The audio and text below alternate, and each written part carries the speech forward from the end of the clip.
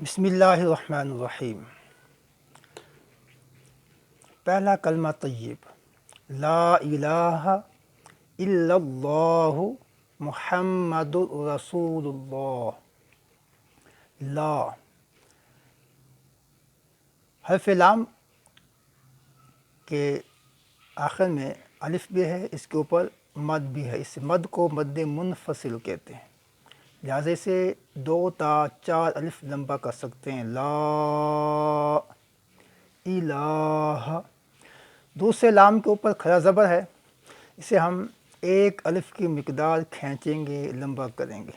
اس کے بعد ہا ہے جو حلق سے ادا ہوگا۔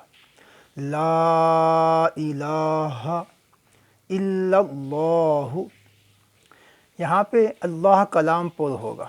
قانون یہ ہے، اللہ کے لام سے پہلے زبر یا پیش ہو، اللہ کا لام پر ہوتا ہے، اس کی آواز بھاری آتی ہے۔ اس کے بعد ہا ہے، حروف حلقی میں سے ہے، حلق سے ادا ہوگا۔ الا اللہ، یہاں لام کے اوپر کھڑا زبر ہے، اس کو ہم کھینچیں گے، لمبا بھی کریں گے۔ الا اللہ محمد رسول اللہ، محمد، میم کے اوپر غنہ ہوگا۔ میم اور نون جب مشدد ہوں تو وہاں غنہ ہوتا ہے۔ اس کے بعد حرف را جو ہے یہ پر ہوگا۔ حرف را کے اوپر زبر یا پیش ہو، یا حرف را سے پہلے زبر یا پیش ہو تو حرف را پر ہوتا ہے۔ اس کے بعد جو ہے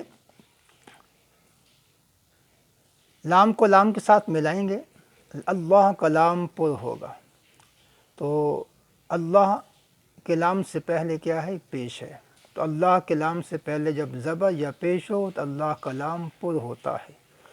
تو محمد رسول اللہ، لا الہ الا اللہ محمد رسول اللہ، لا الہ الا اللہ محمد رسول اللہ۔